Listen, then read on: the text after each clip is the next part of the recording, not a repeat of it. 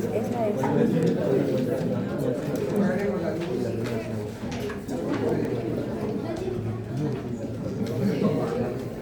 Bueno, entonces, estábamos ya en la parte de lo que es nosotros quedamos ya justo para entrar a hacer la discusión. Hemos visto que la parte de pulmón se va a encargar justamente de hacer ese intercambio gaseoso. Hoy día hemos tenido un pacientito, terminando de la mañana, de nosotros 85 años, que ha venido, que era jovencito, ahora es un moreno. Y ¿qué puede decir usted, señorcito, en este punto? Pues, ¿no?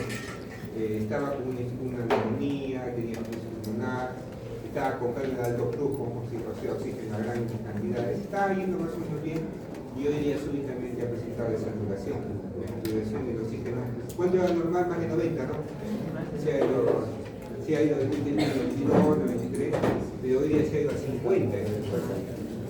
Estábamos prácticamente ahogándose, la familia no quería intubación, ¿no? Por intubación, hemos puesto una máscara de BNI para que pueda de alguna manera tener más, ayudarle a respirar, no ventilar.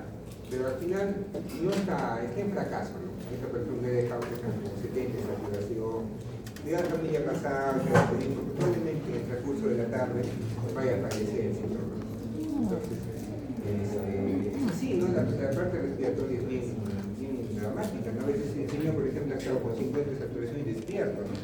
Queriendo respirar, ahogándose, ¿no? Y con la familia ahí, ¿no? Para que le hicimos pasar, para que pueda mirar, para que pueda de una manera darle un soporte emocional, ¿no?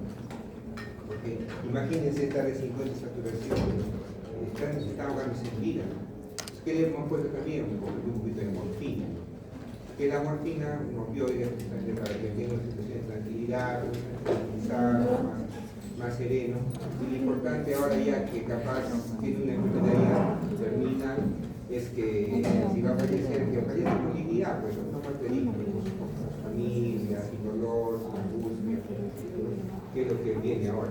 Por eso esta parte es bien rápido. Entonces vamos a mirar eso, no vamos a al final lo que es insuficiencia respiratoria. Pero para llegar justamente para llegar a esto tenemos que hablar de la difusión del oxígeno. Cuando hablamos de lo que es la difusión gaseosa, como sabemos, y lo principal que tenemos que entender es que el CO2 tiene 20 veces más solubilidad que el oxígeno. ¿Qué quiere decir? Mínimas cantidades, mínimas presiones en lo que es el CO2 puede hacer que difunda. En cambio, para que pueda difundir en lo que es el oxígeno necesitamos mucho más presión, ¿no? Entonces ahí viene lo que es cómo vamos a medir prácticamente la cantidad de oxígeno en la sangre y cómo vamos a medir con lo que es la presión parcial. Entonces la presión parcial es igual a la concentración de gases sueltos entre coeficiente de solubilidad. Esto como algo teórico.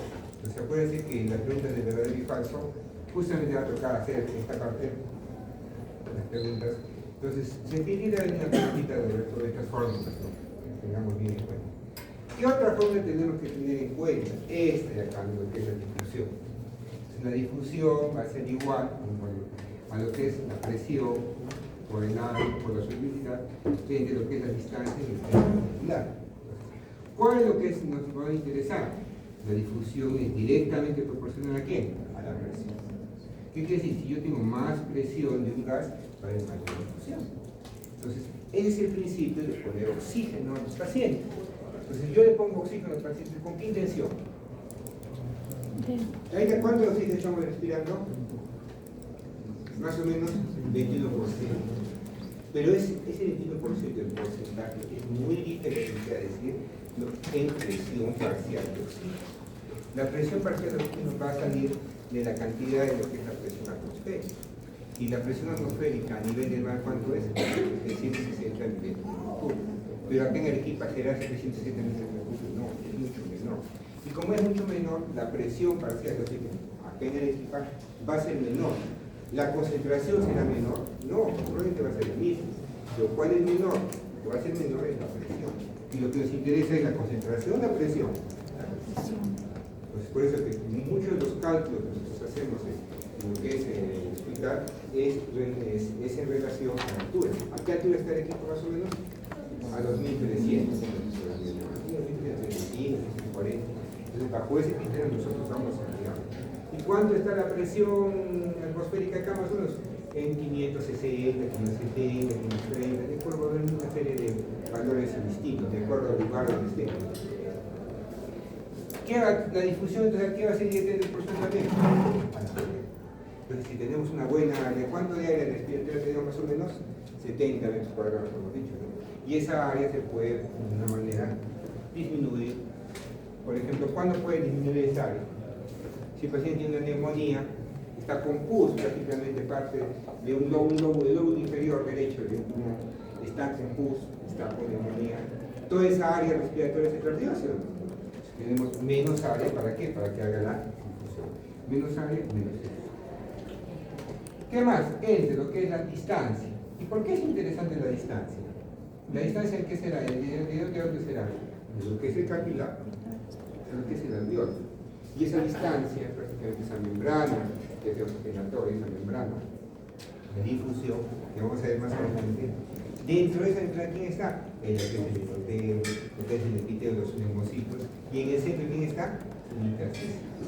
Pues cualquier alteración en el intersticio va a generar que se aumenta prácticamente la distancia. ¿Qué va a pasar si aumenta la distancia? ¿Qué va a pasar con la difusión? Va a disminuir. ¿Qué me puede hacer aumentar la distancia entre el capilar y el alveolo? Una restricción, por ejemplo, pulmonar. ¿Un edema pulmonar también o no? Va a aumentar la distancia. Todo eso va a generar que ganemos. ¿Qué otra cosa es cierto? Tengo que tener claro la presión de vapor de agua que nosotros vamos a utilizar bastante para poder hacer nuestros cálculos, ¿no? ¿Y cuánto es más o menos la carga teórica de 47 milímetros de mercurio? Eso acuérdense, porque para hacer cálculos más adelante nos va a servir bastante, ¿ya? Como dice, la capacidad de difusión depende principalmente del área disponible y el grosor de la membrana o de la barrera alveolo-capilar, ¿ya? Entonces, cualquier alteración en la barrera alveolo-capilar va a tener problema de difusión. Cualquier problema con el área de la región respiratoria. ¿Cuándo podemos reducir, por ejemplo, el área de la oxigenación? Muy aparte, digamos, que hay una atelectasia, muy aparte que hay una neumonía, por ejemplo, en el enfisema. ¿Se acuerdan lo que es el enfisema? Cuando prácticamente el pulmón se ensancha y va a perder prácticamente la contextura elástica, se vuelve completamente blandito, pero ya pierde la consistencia elástica. ¿Eso qué quiere decir? En alta confianza. ¿Y cómo está en la estancia? Disminuida. Como que se infla y ahí queda. Como ustedes sacaron una liga, lo estiran y ahí queda estirado. Entonces, nuevamente, ¿qué va a tener? Full cantidad de alveolos, ¿no? Alveolos, y vamos a aumentar el área. ¿Qué va a pasar con el enfisema? Va a perder prácticamente todo eso. Pierde. Se vuelve un gran saco grande. Ahí tendré más área, menos área para difundir. Menos área. Miren, acá estaba así. Esos son los alveolos normales, ¿no? Pero como se ha estirado, he perdido toda esta parte de acá. Ya no tiene esa parte de acá. ¿Qué va a pasar? Solamente tiene un contornito. Y solamente tiene contornito, ¿qué va a pasar? Tiene menos área. ¿Se han dado cuenta, no? Es como que ustedes tienen ahí, acá, toda esta parte, un alveolo, otro alveolo, otro alveolo, otro alveolo, otro alveolo, otro alveolo, otro alveolo, otro alveolo, otro alveolo, otro alveolo. Así han visto que es, ¿no? Los alveolos. A medida que yo tenga más imaginaciones, ¿qué va a pasar? Tengo más áreas, ¿sí? Pero en el enfisema, ¿qué pasa? Se pierde todo esto, se vuelve una sola bolsa. Pierdo todo esto, pierdo, se vuelve una gran bolsa. Ahí tendré menos área. ¿Por qué? Porque he perdido prácticamente la consistencia, la estructura normal. Pues, por ejemplo, en el enfisema perdemos área. Y eso nos va a tener problemas en la difusión, ¿no? Sigamos avanzando. Entonces, no se olviden de esta fórmula que sí o sí va a tener una pregunta en el examen. Sí o sí.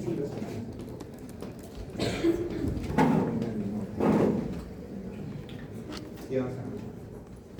Entonces, el coeficiente de difusión, si lo sienten es como 1, en lo que es la parte del dióxido de carbono como 20, ¿no? Que puede ser que es mucho más fácil que consume lo que es CO2 o el oxígeno, ¿no? Y lo estamos comentando también. Y aquí viene algo para comentar.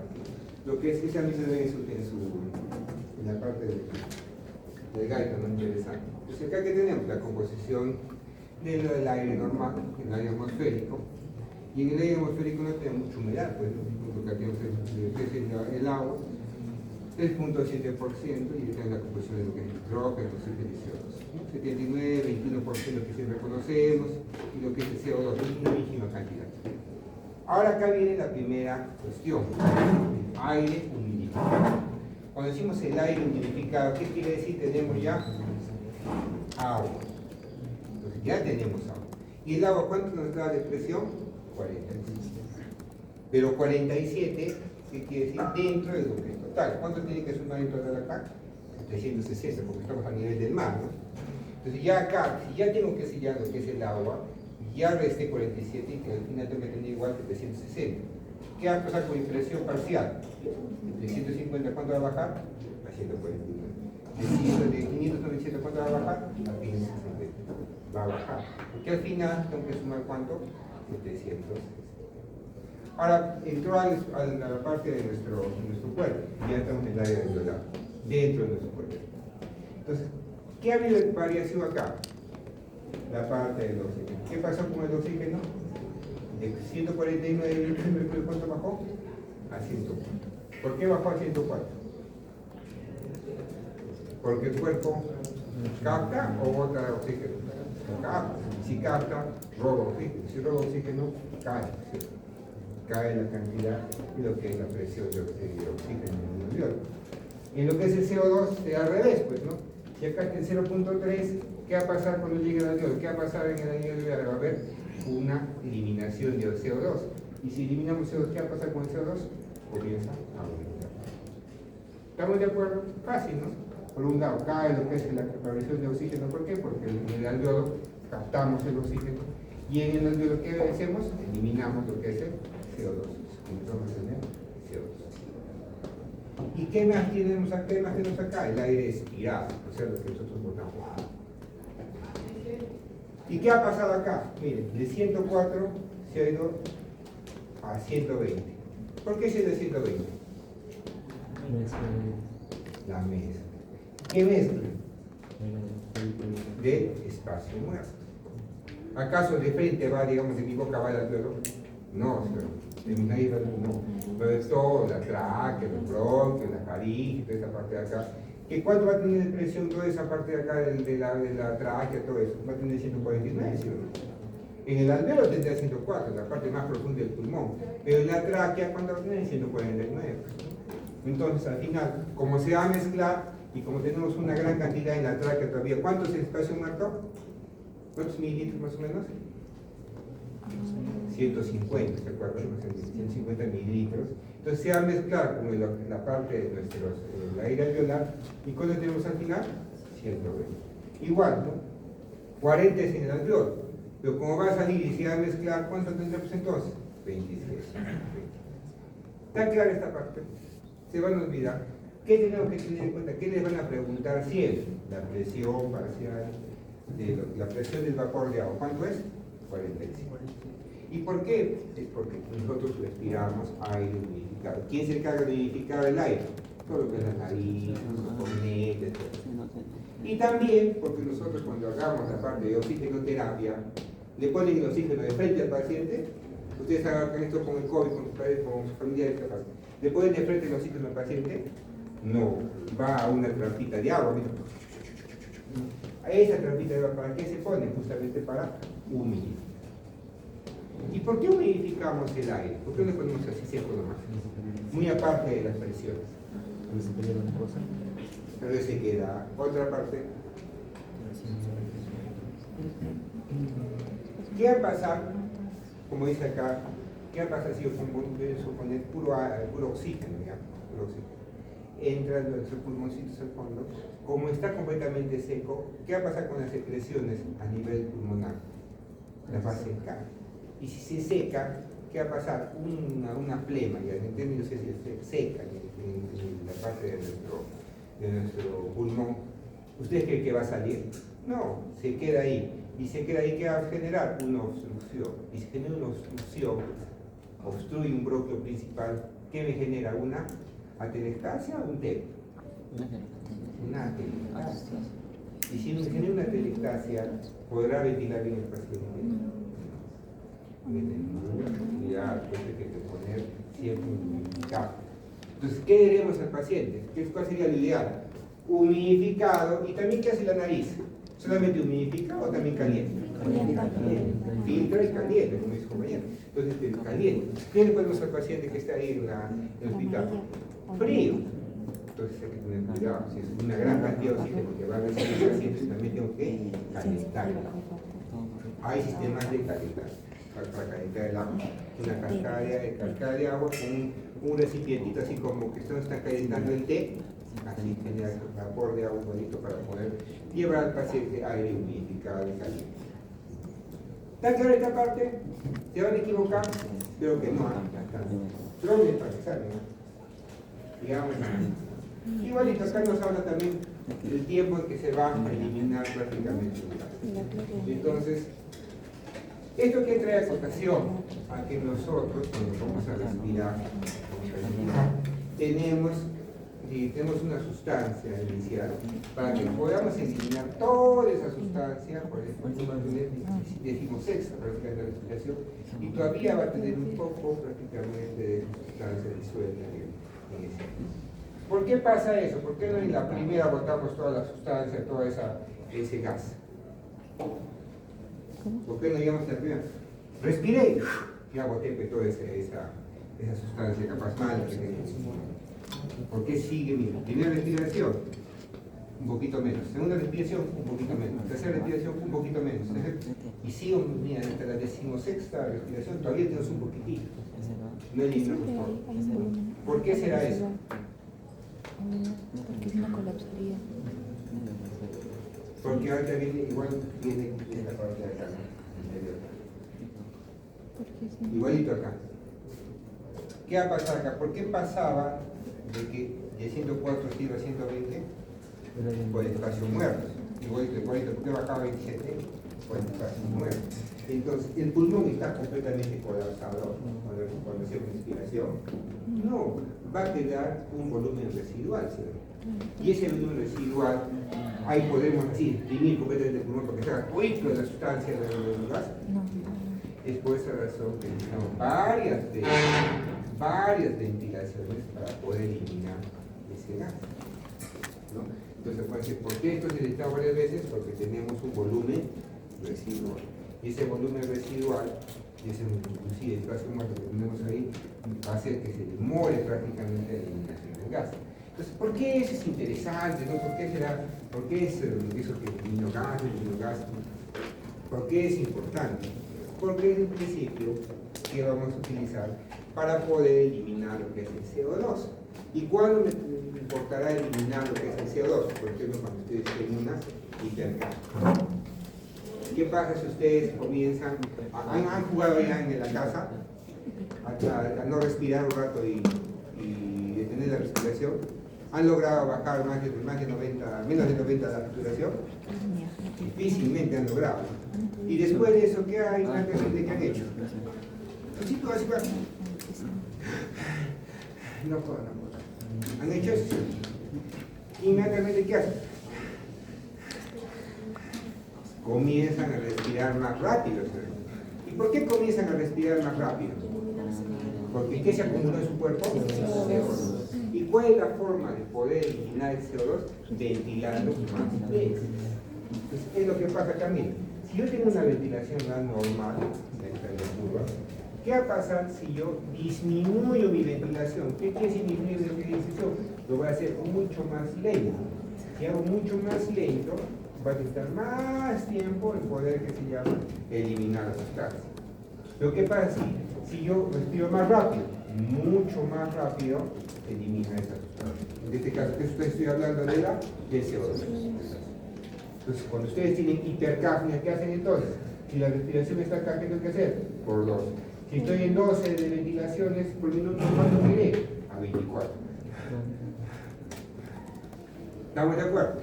Y si el paciente está en una alcalosis respiratoria, o sea, está prácticamente con muy poca cantidad de CO2, ¿qué hará el paciente? Disminución de la respiración. Entonces, ¿cuánto aumenta el paciente? Si está en 12, ¿a cuánto irá? A 6. Y esas cosas, muchas veces los mismos médicos, los residentes, me digo yo, no me comprenden. ¿Por qué les digo? Viene un paciente, ¿ya? Está en ventilación mecánica, el paciente viene pH 7.5 de pH, 7.5 de pH. CO2, 20, ¿ya? Oxígeno está ya, digamos, en 95, está bien el oxígeno, saturación 95%. Lo ponen a espontáneo para que el paciente respire. ¿Qué es lo que esperan espontáneo de este paciente? ¿Que respire 12? ¿Que respire 30? ¿O que respire 6? Está con 50, está con pH 7.5 y CO2 en 20. ¿Qué esperaría encontrar? ¿El paciente quiere eliminar CO2? No, está muy bajo. ¿Qué tiene que hacer? Retener CO2. Y si yo quiero retener CO2, ¿multiplicaré la ventilación o disminuiré la ventilación? ¿Qué ventilación? Entonces, ¿me encontrarán 6 o 20? Entonces me dice, doctor, el paciente no respira, no va a respirar. Pero digo, ¿cómo va a respirar si tienes 20 de que sea de CO2? Vas a tener unos periodos que se llaman más largos de apnea, ¿no? Su frecuencia respiratoria está en 6. Está bien que esté en 6.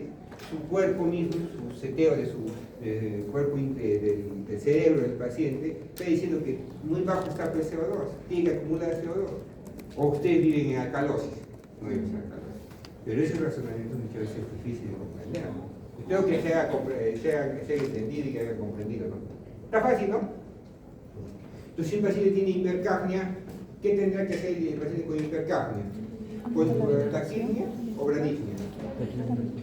Con hipercapnia.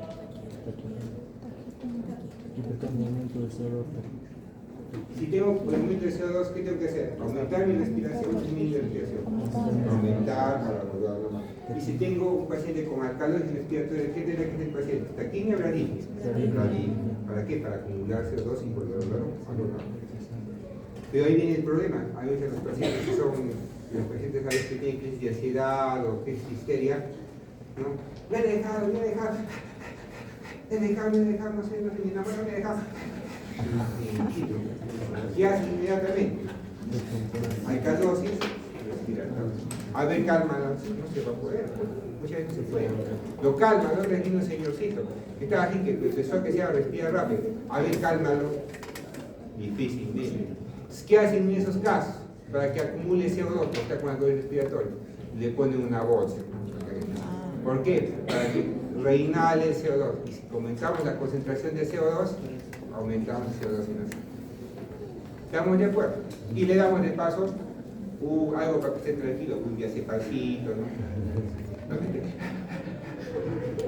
Y después tranquilo. No se van a pasar también. Y vamos avanzando, ¿no? Acá vemos igualito lo que es el consumo de oxígeno en la sangre, ¿no? O sea, acá tenemos diciendo, a mayor absorción de oxígeno con el ejercicio se requiere mayor ventilación pulmonar. Es lo que hacemos cuando corremos. ¿Qué va a pasar? El cuerpo requiere más oxígeno. ¿No? Justamente. Si no respiramos bien, ¿qué nos pasa? Nos acalambramos. Tienes que aprender a respirar, si no te vas a acalambrar, ¿no? Porque el calambre es parte del calambre, la etiología del calambre es justamente cuando hay un mecanismo anaeróbico, ¿no? Se acumula el ácido láctico en los músculos y comienza prácticamente a cristalizarse el dolor y lo que es la parte del calambre, una protección sostenida. Entonces, si yo hago ejercicio, necesito mayor absorción de oxígeno, porque va a consumir más oxígeno. Entonces, si acá tenemos un consumo normal, dice acá, un consumo normal, y nosotros con un consumo normal, ¿cuánto es lo que tengo a nivel alveolar, como hemos dicho? ¿Cuánto de presión de oxígeno a nivel alveolar tenemos? 104 y 40, acuérdense, ¿no? 104 es oxígeno y 40 es lo que es CO2. Entonces, más o menos por acá está 104, 104, entonces, ¿cuánto necesitaré de ventilación alveolar? Y ventilación alveolar, ¿qué me está diciendo acá? ¿Cuántos litros por minuto? Volumen minuto. ¿Cuánto de volumen minuto necesito? Mira, para esta cantidad normal, bajo más o menos, ¿cuánto es más o menos? 5 litros por minuto. ¿Cuánto es el volumen minuto normal que hemos aprendido? 6. Más o menos por ahí está. Para lo que es normal, más o menos 5 o 6 litros por minuto en esa parte. Pero ¿qué va a pasar si el paciente requiere más consumo de oxígeno? Más oxígeno de consumo. Para llegar a la misma cantidad, prácticamente, de CO2, de presión en el alveolo, ¿qué requiero? Mucho más volumen minuto. Entonces, ¿cuánto necesitaré, por ejemplo, acá? Más o menos acá, ¿cuánto será? Entre 15 y 20. Será muy bien, 17. 17 litros por minuto. Si nosotros necesitamos 17 litros por minuto, ¿cuánto de frecuencia respiratoria tienen ustedes? Más o menos. Calculemos. 17.000 mililitros. Entre 500 es el número correcto, entre 500 igual a 34. ¿Cuánto de frecuencia respiratoria más o menos debe tener el paciente?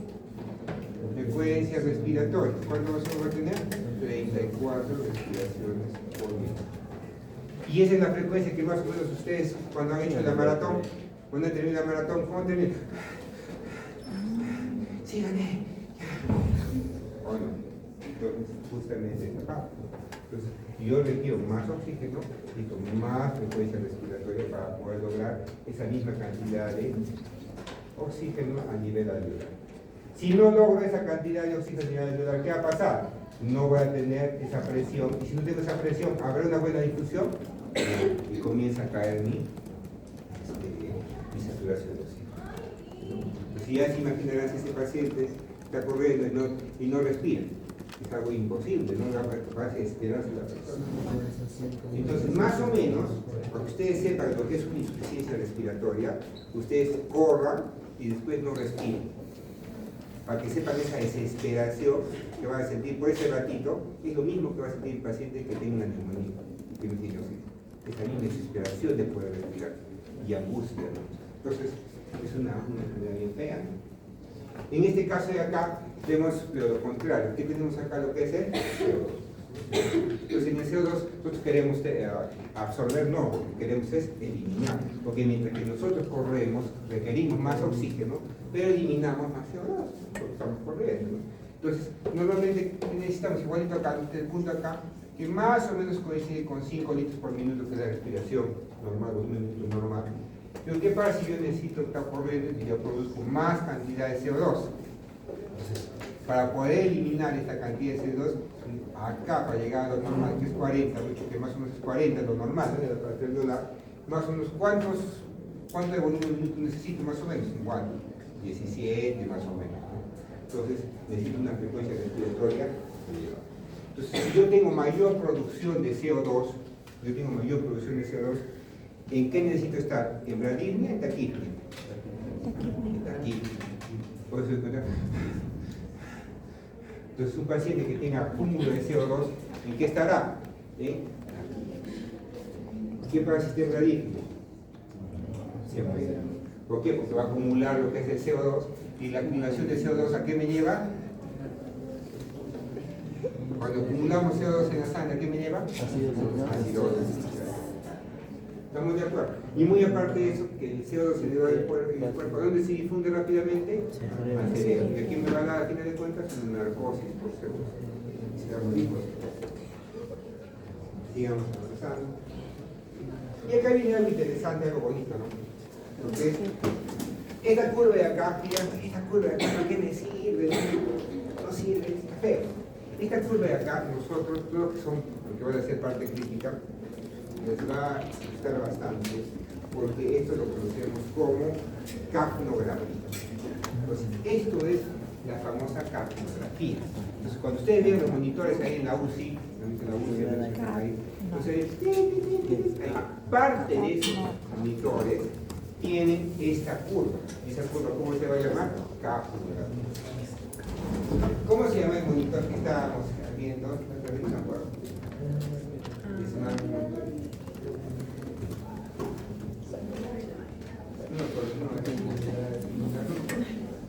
mira acá, con una pausa. Monitor. Vamos a comprar me iba a gustar, pero tenía 60 soles y ¿Les han visto esas imágenes? 11 soles.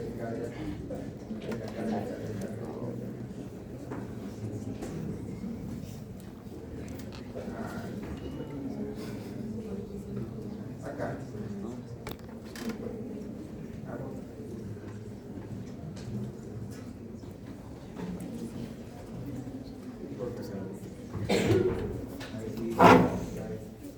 Dile a Dianita que vamos a agarrar el tercer lugar. Ya, dice, mira, ¿no han visto que es el monitor que aparece en los monitores? Acá arriba ya saben, ¿no? Que cajé, ¿no? ¿Qué ritmo es? Sinusal, la P, QR, ya. ¿Qué sería entonces el diagnóstico?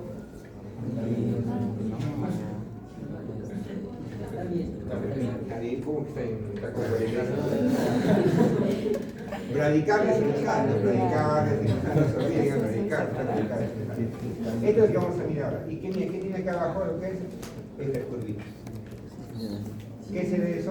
El ET02. End-tidal CO2. O el CO2 al final prácticamente de la expiración. Entonces, ¿dónde se elimina el CO2? ¿En la inspiración o en la expiración? En la expiración.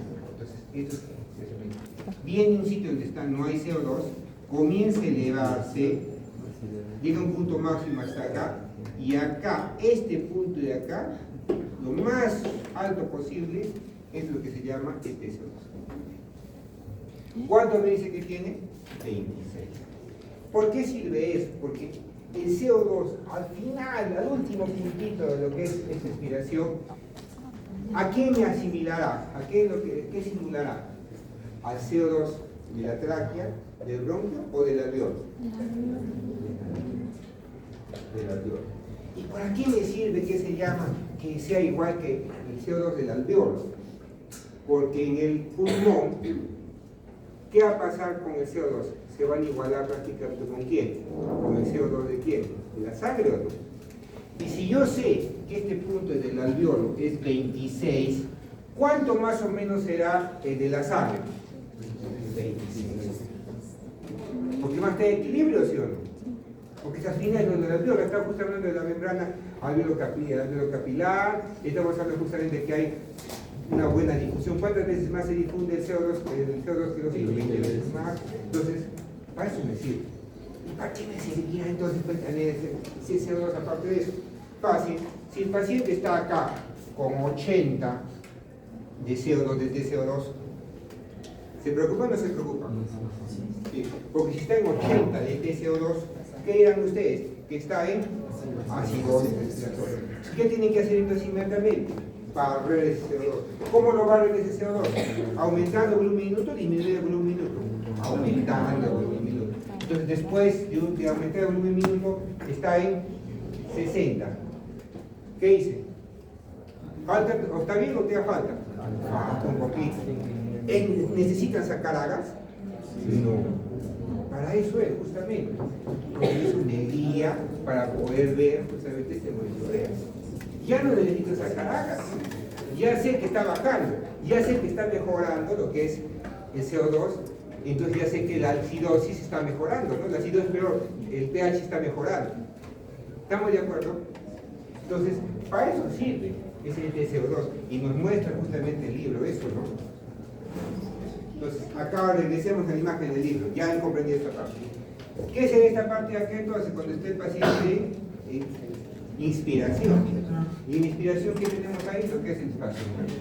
Cuando ya el paciente comienza, a partir de acá, comienza la parte de lo que es la expiración, porque comienza a expirar, comienza a botar prácticamente el aire. Acá estamos en lo que es la inspiración y acá comienza lo que es la expiración. ¿Qué voy a poner? ¿Qué voy a eliminar primero? Lo que es aire alveolar más lo que es el espacio muerto. Mezclado, ¿sí o no? Porque la primera parte, cuando boto, la primera parte que voy a botar va a ser la parte de la tráquea, pero con un poco de alveolo. Acá será tráquea, bronquio, alveolo, alveolo. Todo lo que es el alveolo. Lo último será la parte final de mi alveolo. Por eso, ¿dónde será el ETCO2 acá entonces? Entonces, este punto de acá, ¿cuánto es más o menos acá han puesto por eso? ¿Cuánto? ¿Y 40 qué decimos que era 40? La cantidad de aire alveolar, la cantidad de CO2. ¿Está claro? ¿Se van a confundir? Espero que no. Para eso me sirve esta curva. Entonces, ¿cómo se llama esta curva? Lo que es la capnografía. ¿Y para qué me sirve? Justamente para mirar. Para mirar si hay espacio muerto primero, para ver la mezcla entre el espacio muerto y lo que es el área alveolar. Y la última partecita, ¿para qué me servirá? Para mirar solamente el aire alveolar. Después se dice, el aire expirado es una mezcla del área alveolar más el espacio muerto. ¿Y cuál es solamente aire alveolar? La última partecita. ¿Está claro? ¿Se van a equivocar? No, sí. Y vamos a ver esta parte. Y obviamente ya saben esto, ¿no? Nuevamente para recordar lo que es el pH, PCO2, tiene que acordarse. Entonces, en el examen va a venir preguntas justamente de lo que es agua. Esta parte, como yo ajuste, creo que voy a hacer esta parte de las preguntas y voy a poner preguntas de agua, ¿no? Para que puedan hacer integración. Ya saben bien ver, ¿sí o no? La acidosis, el calor, ¿no? Y para que también hallemos el gradiente alveolar. Eso no sé si los demás secciones serán, pero igual vamos a poner la pregunta. Entonces, PCO2 de cuánto va? De 35, 45, promedio 40, tengo aquí. Bicarbonato de 22, 6, promedio 24, que hemos visto. Y la presión de oxígeno, ¿de cuánto va? De 80 a 100. A veces un poquito menos, un poquito más. Va a depender también de la constitución de cada persona, de su pulmón. También un paciente viejito de 90 años, no queremos que esté con 96 de saturación, pues, ¿no? Con 90 años el pulmón ya está con 90 años de funcionamiento, ya porque esté con 90 de saturación a la justa, raspando, estamos bien, pues, ¿no? Entonces, pero algunos no piensan así, ¿no? Está con 90, no, póngale oxígeno para el viejito, ¿no? ¿Dónde ya el pulmón también ya no da, pues, ¿no? Puede ser que el día que vamos envejeciendo. ¿Qué más tenemos que mirar acá? Lo que es, habíamos visto también eso de los alveolos, hemos visto también que hay, como dicen, 300 millones de alveolos en los pulmones, y hemos de la constitución también de nuestro pulmoncito, que tenemos acá nuestros alveolos, nuestros capilares también cerquitas, y tenemos nuestro vaso linfático. ¿Para qué sirve nuestro vaso linfático? Como cacerolito para evitar justamente la presión, la edema pulmonar. ¿Cuánto es la presión de seguridad? 21, ¿no? ¿Por qué era 21? Porque 7 y 28, que es la presión progresiva, sale 21. Todo eso tenemos que mirar. Ya tenemos el intersticio, que es el intersticio que ustedes nos va, entre más ligadito sea, va a ayudar en la discusión, y que sea más grueso, vamos a tener problemas. ¿Qué más tenemos acá en los alveolos? Que hemos visto ya, tenemos también esta parte de acá que nos dice lo que es el músculo liso. Y ese músculo liso es el que puede generar una contracción. Se contrae ese músculo liso, nos puede llevar a qué? A un broncoespasmo. Eso es lo que nos puede llevar a un broncoespasmo. Por eso, cuando tenemos un broncoespasmo, ¿qué le damos? Broncodilatador. Y el broncodilatador que hemos dicho es beta-2 adrenérgicos, los que hemos visto cuáles eran, es albutamol y todo, justamente para poder hacer la broncodilatación. Bien, estamos viendo, sigamos avanzando.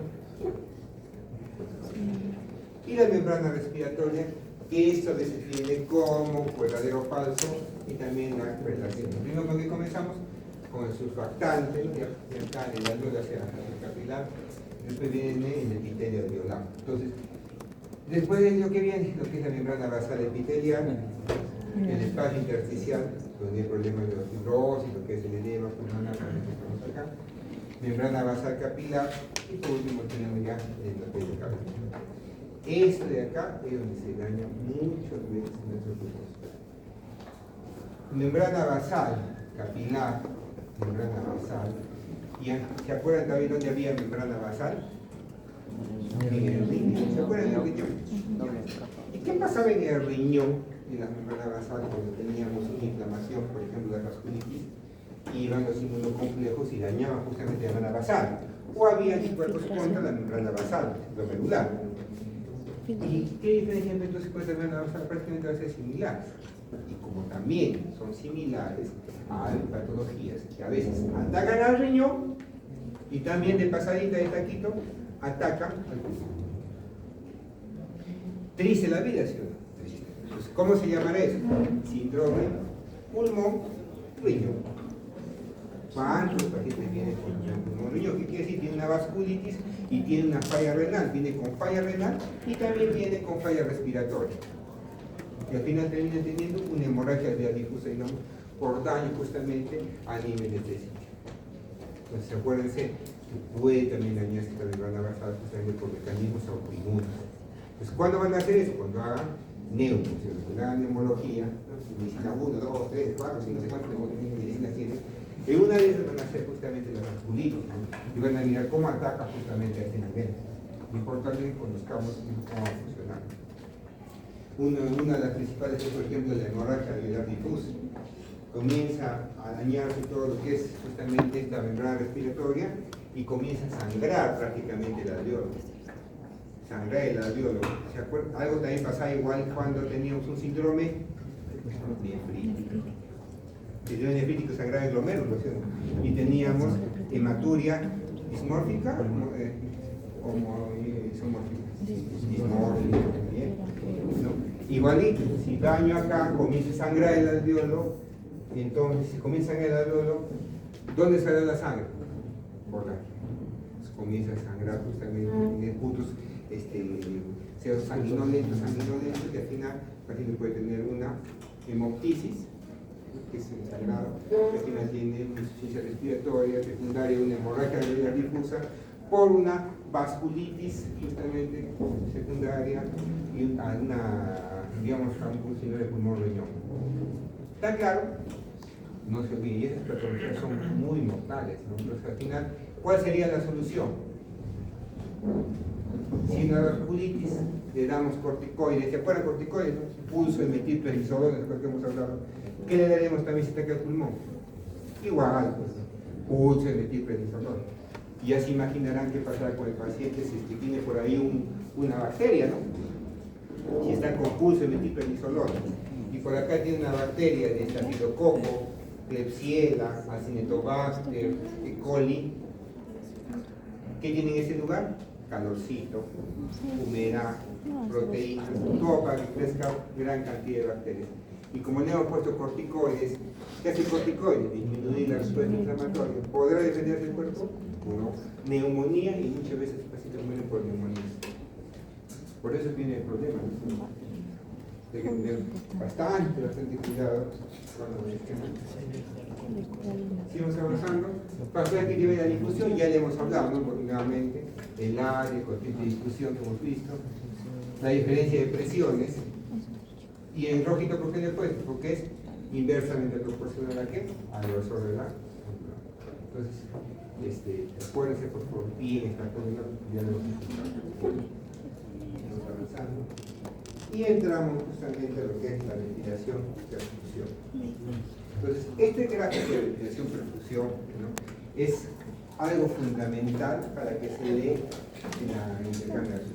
Para que nosotros tengamos un intercambio gaseoso adecuado, necesitamos tener bien una buena ventilación, que se va a practicar con B, y una adecuada perfusión, que se va a practicar con C. Ventilación, viene la parte de lo que es BQ. Todo lo de BQ, ¿qué significa relación, ventilación? Cero. Entonces, ¿dónde comenzamos con lo normal? Acá dice, normal. Ventilación, perfusión, normal.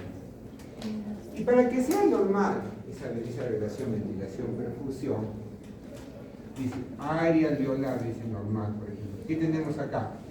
CO2, ¿cuánto hemos dicho que tiene? 104. ¿Y CO2 cuánto teníamos?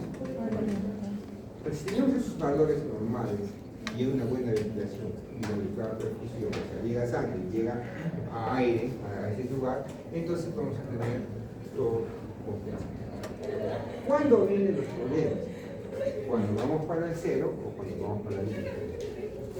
Primero, ¿qué tenemos acá? PO2 en el aire alveolar. Aire alveolar, pero acá, en esta parte que está mal el paciente. ¿Qué tenemos acá de PO2? 149. ¿Y CO2? 0. 0. ¿Se parece esto o no se parece? No. ¿A quién se parece estos valores de acá? Regresemos. A una teletración. 149, 0, Neumonía. ¿A esto? 149, 0. No. ¿A esto? Sí. 149. 0, prácticamente 0. ¿Y esto qué es? El aire humidificado. El aire humidificado tiene solamente 149 de 0. Entonces, en el anterior, el que estaba normal, ¿cuánto tenía? 104,40. ¿Por qué estaba 104,40? Porque a nivel alveolar había un intercambio gaseoso, ¿sí? Y este 149, ¿a cuánto se volvía? A 104. Y este 0, ¿a cuánto se volvía? A 40. ¿Por qué aumentaba a 40? Porque eliminábamos CO2. ¿Y por qué bajaba? Porque captábamos oxígeno, ¿no? Entonces, ¿qué pasó en este punto de acá? ¿Qué pasó en este punto de acá? ¿Hubo ese intercambio o no hubo ese intercambio? ¿Hubo ese intercambio para que de 149 se vuelva a 104? No. ¿Hubo ese intercambio para que de 0 se vuelva a 40? ¿A quién se parece entonces esto? Al aire humidificado.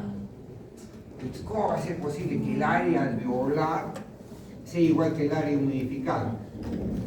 ¿Cuándo se pasará eso? Cuando no haya intercambio gaseoso. ¿Y cuándo no habrá intercambio gaseoso? Cuando no haya perfusión. Porque no llegó sangre para poder hacer ese intercambio. Entonces acá, ¿cuánto es la perfusión? ¿Cuánto es U? 0. Entonces tenemos la ventilación sobre Q. ¿Q cuánto es? 0. Entonces, cualquier cosa entre 0, ¿cuánto es? 0.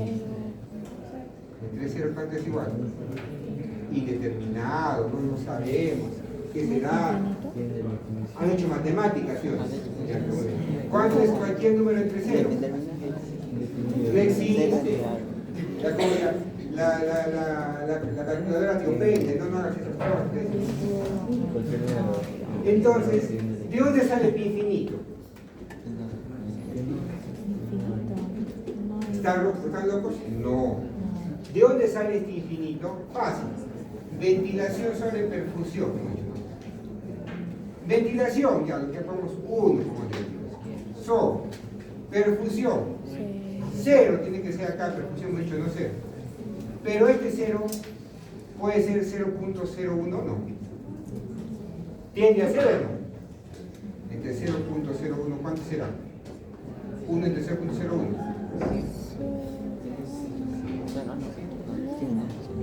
¿Sí o no? Pero más que sea 0, pero más que sea 0. Que sea 0.00001. ¿Se parece más al 0 o no? Sí. ¿Cuánto es ese 1 entre 0.00001? ¿Cuánto es igual? No sé, 10.000.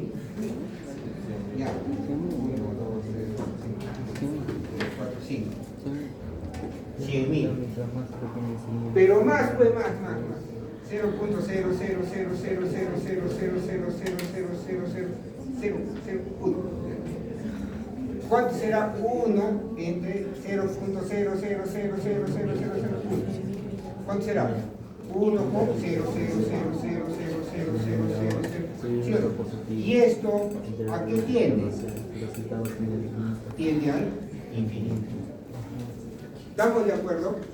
Entonces, es por eso que acá decimos que la ventilación perfusión es igual a infinito. ¿Está claro? Ya, matemática, ¿no? Ya ustedes son trópicos. ¿Está comprendido? ¿Está fácil? Entonces, ¿cuándo diremos que la ventilación perfusión es igual a infinito o tiende al infinito? Cuando hay perfusión, hay perfusión. No hay perfusión. ¿Y cuándo no habrá perfusión? ¿Cuándo no llegará sangre al pulmón, al alveolo? Cuando tengo un tromboembolismo. Pues acá dice siempre, tromboembolismo pulmonar es clásico. Hay otras patologías, pero la clásica es tromboembolismo. ¿Está claro? Ahora, para el otro lado, mira, acá. ¿Qué pasó en este lado de acá?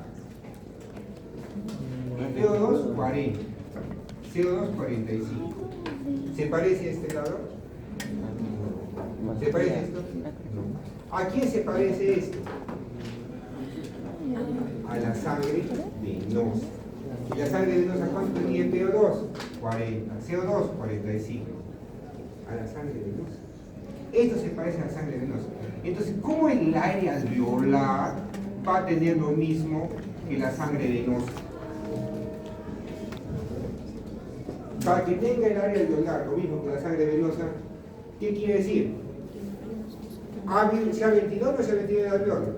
No se ha ventilado el alveolo. Entonces, en este caso, ¿qué ha pasado? La relación ventilación-perfusión, ¿cuánto tiene de ventilación? Cero. No se ventiló.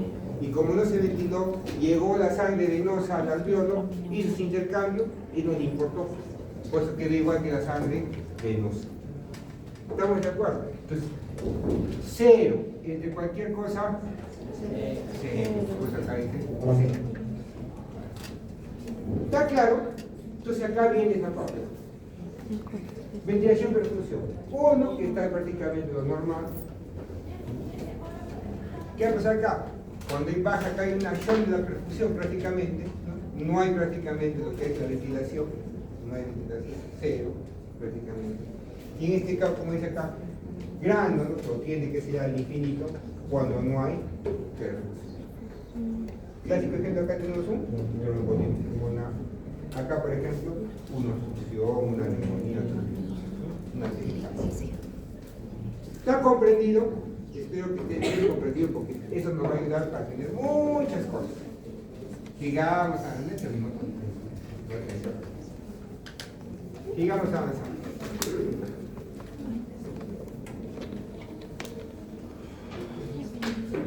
Entonces, ¿qué será eso?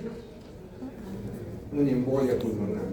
Entonces, ¿cómo está la presión perfusión? Igual a infinito, ¿no? O alto, una gran cantidad.